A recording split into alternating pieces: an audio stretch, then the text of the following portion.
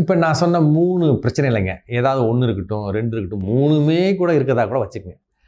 அதிகபட்சம் என்ன ஆயிறப்போகுது, ஒரு நல்ல ஒரு சித்த மருத்துவர போய் பார்க்குற பட்சத்தில, அதிகபட்சமா 1 மாசம், 2 மாசம், 3 மாசத்துல ரெடி ஆயிட்டு வீட்டுக்கு வந்துரலாமே. வீட்டுக்கு வந்துட்டு வேலை முடிஞ்சுதே. இதுக்கு யோசனை மட்டும் எதுக்கு வருஷக்கணக்கா கொண்டு போணும்?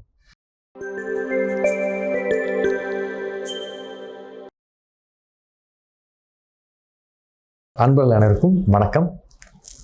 இல்லறம், நல்லறம், நல்லதொரு தாம்பத்தியத்திற்கு சித்த மருத்துவத்தின் மூலமான நல்லதொரு வழிகாட்டல். இன்றைக்கி என்ன தலைப்பு அப்படின்னு கேட்டிங்கன்னா, திருமண வாழ்க்கை ஆரம்பிக்க இருக்குது. ஒரு பையன் அல்லது பொண்ணு பருவ வயதுக்கு வந்தாச்சு, கல்யாணத்தை பற்றி பேச்சு எடுக்க ஆரம்பித்தாச்சு. அப்போ ஒரு சந்தேகம் இருக்கும் இல்லைங்களா, நம்ம ஃபிட்டாக இருக்குமா இல்லையா?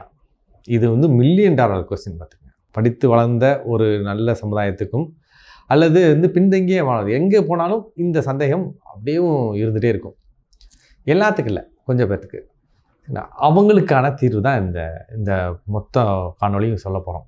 தன்னை பற்றிய மதிப்பீடில் மிகவும் கம்மியாக போடணும்னா எதில் இருக்க முடியும் அப்படின்னாக்கா, தாழ்மனப்பான்மையான உச்சம் எதுன்னு கேட்டிங்கன்னா, தான் ஒருவேளை இந்த தாம்பத்திய வாழ்க்கைக்கெலாம் செட் ஆக மாட்டோமோ அல்லது ஃபிட்டாக இருக்க மாட்டோமோ அப்படிங்கிற ஒரு தாழ்மனப்பான்மை தான் இருக்கிறதுல மோசமான தாழ்மனப்பான்மை. அதில் பார்த்திங்கன்னா, வெளியில் எக்ஸ்டர்னலாக இருக்கு இல்லையா, நம்ம அழகாக இல்லையோ, நம்ம அதுவாக இல்லையோ, இன்னும் கொஞ்சம் வளர்ந்துருக்கணுமோ, நம்மளை பார்க்குற மாதிரி இருக்குமா, சுமாராக இருக்குமா, அப்படிலாம் ஒரு பக்கம் இருந்தால் கூட உள்ளே இன்டர்னலாக, அதாவது தாம்பத்திய ரீதியான சில சந்தேகங்கள் இருக்கும். அதுதான் அசைக்க முடியாத சந்தேகம். மற்றதெல்லாம் வெளியில் சொல்லி புலம்பி ஏதோ ஒன்று பண்ணிக்கலாம். இது உள்ளுக்குள்ளேயே வச்சு பொறுமிக்கிட்டே இருக்கக்கூடிய ஒரு விஷயம். அதாவது பார்த்திங்கன்னா, அந்த சந்தேகத்தை முழுசாக புரிஞ்சிக்கவும் முடியாது. அதாவது ரொம்ப எளிமையாக சொல்லணும்னா 3 சந்தேகம் தான் ஒரு ஆணுக்கு வர முடியும். அதாவது ஒன்று, தாம்பத்தியத்தில் ஒரு பெண்ணை திருப்திப்படுத்துறதுக்கான வழி இருக்குதா இல்லையான்னு தான் தெரியணும். அதில் 3 வழி என்னென்னா, நமக்கு போதுமான விருப்பத்தன்மை இருக்குதா அப்படிங்கிற ஒரு சந்தேகம். அதை மட்டும் வச்சுட்டு ஒருத்தர் உருட்டிகிட்டே இருப்பார் பல நாளாக. இன்னொருத்தர் பார்த்திங்கன்னா, ஒருவேளை சீக்கிரம் அவுட் ஆயிருமோ, நமக்கு வருமோ வராதோ தெரியலையே அப்படின்னு. ஏன்னா எப்போயாவது ஒரு வாட்டி சுயன்மம் பண்ணியிருப்பார், ஏதாவது ஒரு ஆக்சிடென்டெல்லாம் ஏதாவது ஒரு தப்பான வழிக்கு போயிருப்பார். அப்போ ஒரு சந்தேகம் வந்திருக்கும், அதை வச்சு உருட்டிகிட்டே இருப்பார்.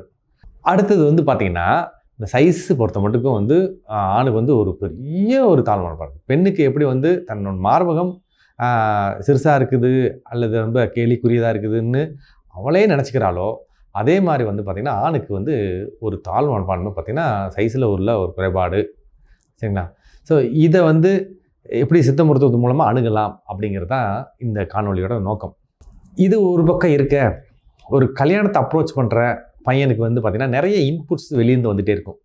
அதில் முக்கியமான இன்புட் என்னன்னு கேட்டிங்கன்னா, தம்பி நல்லா எந்தளவுக்கு மேக்ஸிமம் அந்த கல்யாண பொண்ணை திருப்திப்படுத்தணுமா பண்ணியிருப்பா, அப்போ தான் உனக்கு காலை சுற்றியே இருப்பா.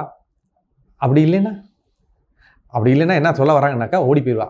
இதுதான் அவங்க சொல்கிறது. ஸோ அவனுக்கு அப்போ தான் அந்த ப்ரெஷரே வருது. இந்த சந்தேகம்லாம் வந்தது இல்லையா, இந்த சந்தேகம்லாம் வந்ததுக்கான அடிப்படை காரணமே பார்த்திங்கன்னா, இந்த கூட ஊதி கொடுக்குறான்ல அவன் தான். எப்படின்னாக்கா, இப்படிலாம் பண்ணணும்னு சொல்ல இருந்தால் பையன் தம்பி 100க்கு 100 எடுக்கணும், 100க்கு 100 எடுக்கணும்னு சொன்னான்னா அவன் முட்டை தான் எடுப்பான். அதே கதை தான் அவன் இப்படி சொல்லி அவனை ப்ரெஷர் ஆக்குறது. இந்த இடத்துல ஒரு தெளிவு வர வேண்டியது என்னன்னாக்கா, நிச்சயமாக இப்படி ஒரு ஃபார்முலா இல்லவே இல்லை. ஓடி போனவங்க மற்றவங்கெல்லாம் பார்த்திங்கன்னா, இதனால் இல்லை அப்படின்னு கூட அடித்து கூட சொல்லலாம். அதாவது ஒரு நல்ல அளப்பரிய அன்பு இருக்கிற பட்சத்தில் இதெல்லாம் நடக்காது. இந்த அப்படி மூடித்தனமாக உள்ளே வச்சுக்கிட்டு வெளியில் சொல்ல முடியாமல் ஏதோ ஒன்று இவனாக ஒரு கற்பனை பண்ணிவிட்டு அவனாக செயல்படுறான்ல, அவனுக்கு வேணால் அது நடக்கலாம். சரிங்களா? அந்த பழக்கத்தை தான் இப்போ மாற்ற சொல்லிகிட்டு இருக்கிறோம். ஸோ எதுவாக இருந்தாலும் எக்ஸ்ப்ரெசிவாக இருக்கணும், பேசணும், சந்தேகத்தை தீர்த்துக்கணும். இப்படின்னு இருக்கவங்களுக்கு நிச்சயமாக தான் கஷ்டத்தையே கூட அவன்கிட்ட அந்த மனைவிட்டே சொல்கிற பட்சத்தில் என்ன ஆயிரப்போகுது, எனக்கு இப்படி ஒரு சந்தேகம் இருக்குது, எனக்கு இப்படி முடியல, இன்னும் கொஞ்சம் நல்லா இருந்தால் தேவலான்னு நினைக்கிறேன், அல்லது எப்படி இருக்குமா ஏது இருக்குமா அப்படின்னு பேசிட்டா வேலை முடிஞ்சுது. ஒரு நல்ல ஒரு சித்த மருத்துவத்தை பார்க்க போகிறாரு, வேலை முடிஞ்சுது. அடுத்ததுக்கு மூவ் ஆகிட்டு போயிட்டே இருக்கலாம். ஃபஸ்ட்டே சந்தேகம், அதுக்கப்புறம் என்னாச்சோ ஏதாச்சோன்னு தெரியல, சந்தேகம் இப்படியே போனால் என்னத்துக்காரது. சரி, இது ஒன்றாச்சா. இப்போ நான் சொன்ன 3 பிரச்சனை இல்லைங்க. ஏதாவது 1 இருக்கட்டும், 2 இருக்கட்டும், 3மே கூட இருக்கதா கூட வச்சுக்கங்க. அதிகபட்சம் என்ன ஆயிரப்போகுது, ஒரு நல்ல ஒரு சித்த மருத்துவரை போய் பார்க்குற பட்சத்தில் அதிகபட்சமாக 1 மாதம், 2 மாதம், 3 மாதத்தில் ரெடி ஆகிட்டு வீட்டுக்கு வந்துடலாமே. வீட்டுக்கு வந்துட்டு வேலை முடிஞ்சுதே. இதுக்கு யோசனை மட்டும் எதுக்கு வருஷக்கணக்காக கொண்டு போகணும்? ஸோ நீங்கள் நிச்சயமாக நான் வந்து எங்கள்கிட்ட தான் வரணுன்றதே இல்லை. அருகில் இருக்கிற எந்த ஒரு சித்த மருத்துவத்தை அணுகினாலும் இதுதான் நிச்சயமாக உங்களுக்கு தீர்வாக கிடைக்க போகுது. தைரியமாக இருக்க, இந்த குழப்பத்தை மட்டும் ஃபஸ்ட்டு வெளியே வந்துடுங்க. இதுதான் ஃபஸ்ட்டு படிநிலை. சரி, அடுத்தது வந்து பார்த்திங்கன்னா, இந்த சந்தேகம் எப்படிப்பட்டது அப்படின்னு பாருங்க. இந்த மொத்த பிரச்சனை உள்ள ஆண்களை வந்து 4 கேட்டகரியாக பிரிச்சிடலாம். ஃபஸ்ட்டு யாருன்னு கேட்டிங்கன்னா, ஒருத்தனுக்கு வந்து உடல் ரீதியான பிரச்சனை இல்லை, அவனுக்கு சந்தேகமும் இல்லை. அதாவது என்ன சந்தேகம் இல்லை, நமக்கு ஏதாவது இருக்குமோன்னு சந்தேகம் இல்லை, அதை பற்றி கவலையே இல்லை, அவனை விட்டுடலாம், அவன் தான் நல்லவனாச்சே, அப்படியே விட்டுடலாம். சரிங்களா? அடுத்தது வந்து பார்த்திங்கன்னா, பிரச்சனை இருக்குது, ஆனால் அவனுக்கு சந்தேகமும் இல்லை. எப்படி இருக்குன்னாக்கா, நம்மெல்லாம் பெரியாள்டா அப்படின்னு நினச்சிட்டு வண்டி ஓட்டிகிட்டு இருக்கிறான், அவனையும் கூட விட்டுடலான்னு சொல்கிறேன். என்னங்க எப்படி விட்டுறது? அப்படி போய் அங்கே கல்யாணம் ஆகிட்டு ஏதாவது சிக்கல் வந்துடாதானா? வரும். கீழே விழுவான், கையை ஊண்டி எந்திரிப்பான், தடுமாறுவான், என்ன பண்ணுறது ஏது பண்ணுறதுன்னு தெரியாமல் குழம்புவான். ஆனால் இந்த இயற்கை இருக்கு இல்லையா, அது வந்து அவனுக்கு வந்து ஒரு பாடத்தை கற்றுக் கொடுத்து, இப்படி தாண்டாப்பா அப்படின்னு சொல்லி, ஏன்னா நாய் பூனைக்கெலாம் யாருக்கு சொல்லிக் கொடுக்குறது, அப்படி அவனாக கற்றுக்கிட்டு போகிறதுக்கான வாய்ப்பு இருக்குது. ஒரு 50% இல்லாத பட்சத்தில் மறுபடியும் வரப்போகிறான், அவனுக்கு ட்ரீட்மெண்ட் கொடுக்க போகிறோம், நல்லபடியாக ஆயிரப்போகுது. சரிங்களா? அடுத்தது வந்து பார்த்திங்கன்னா 3வது கேட்டகரி யாருனாக்கா, பிரச்சனை இருக்குது. ஒருத்தனுக்கு வந்து உடல் ரீதியான ஒரு பிரச்சனை இருக்குது. நான் சொன்ன 3 பிரச்சனை இருக்கு இல்லையா, அதில் ஏதோ ஒரு பிரச்சனை இருக்குது, ஆனால் அவனுக்கு வந்து சந்தேகம் இருக்குது அப்படின்னு வச்சுங்களேன். அது சந்தேகம்னா வந்து தீராத சந்தேகம், இப்படி இருக்குதோ அப்படி இருக்குமோன்னு பயம் இருக்குது. நேராக ஒரு டாக்டர் வந்து பார்ப்பான், பார்க்குற இடத்துல இப்படிப்பான்னு வைத்தியம் சொன்னால் கேட்டுட்டு அதை சரி பண்ணிவிட்டு போயிடுவான். அடுத்து இன்னொருத்தன், அவனுக்கு வந்து பிரச்சனை இல்லை, ஆனால் சந்தேகம் இருக்குது. சரிங்களா?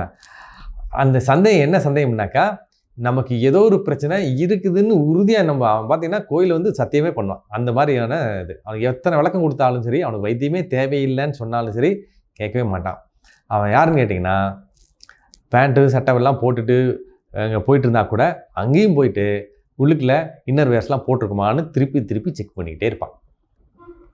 சரிங்களா? அவன் தான் வந்து இருக்கிறதுலே பெரிய தலைவலியான ஆள்.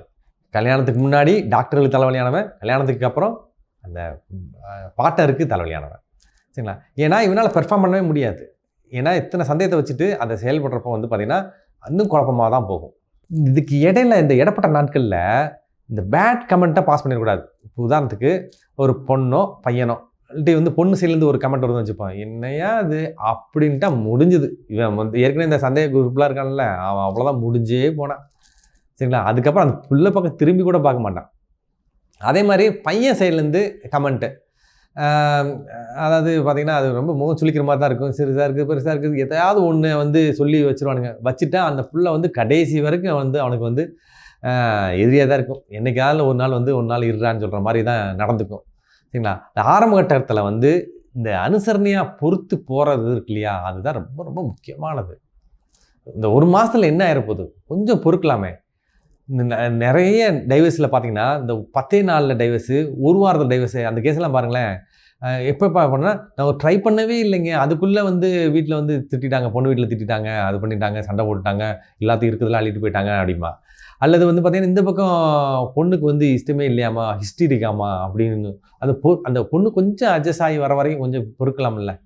இதெல்லாம் இல்லாமல் அதை வந்து அங்கே கமெண்ட் பாஸ் பண்ணுறது உள்ளுக்குள்ளேயும், அப்புறம் வீட்டில் இருக்கவங்களையும் சேர்த்து அந்த வீட்டில் இருக்க பெரியவங்களெலாம் ஒன்றுக்குள்ளே ஒன்று சண்டை போட்டு இதெல்லாம் கலைபரம் பண்ணிடக்கூடாது.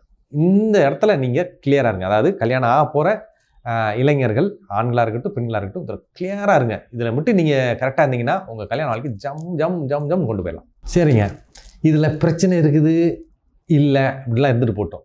இது நாங்கள் எப்படிங்க கண்டுபிடிச்சிக்கிறது, அந்த இல்லை இருக்குதுன்றதை எப்படி கண்டுபிடிச்சிக்கிறது? பாருங்க, அதை சொல்லலைன்னா இந்த மொத்த காலநிலையோட நோக்கமே வந்து தப்பாக போயிடும். ஒன்று மறைச்சிக்கிட்டே போன மாதிரி ஆயிடும். நிச்சயமாக நான் சொல்லித்தரேன், அதை மட்டும் நீங்கள் கரெக்டாக வச்சுக்க. அதாவது